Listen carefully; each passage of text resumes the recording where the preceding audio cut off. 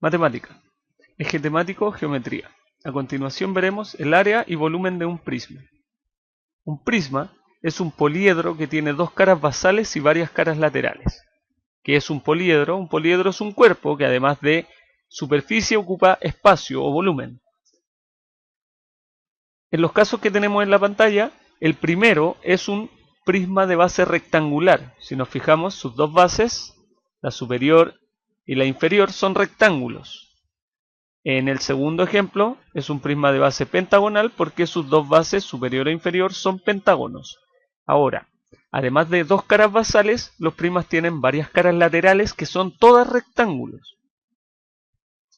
En el primer caso, que es de base rectangular, tiene 4 caras laterales.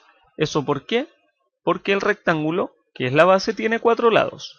En el segundo ejemplo, tiene 5 caras laterales. Y eso porque su base es un pentágono que tiene 5 lados. Ahora, no solo rectangular y pentagonal pueden ser los prismas, pueden tener cara basal que sea un triángulo, un cuadrado, un hexágono, un pentágono, etc. ¿Cómo calcular el volumen de un prisma?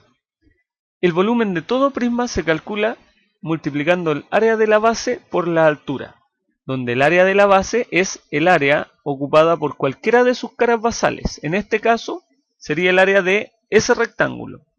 Y eso multiplicado por la altura del prisma, que sería esa distancia. ¿Cómo calcular el área total de un prisma?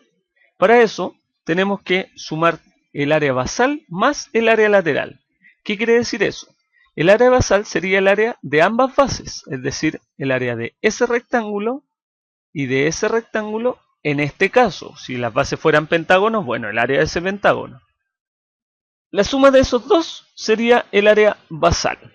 Y a eso tendríamos que sumarle el área lateral, que es la suma del área de cada uno de los rectángulos que son caras laterales, es decir, el área de ese rectángulo que está al frente, más el área de ese rectángulo que está en el costado, más el rectángulo que está por atrás, más el rectángulo que está por el otro costado.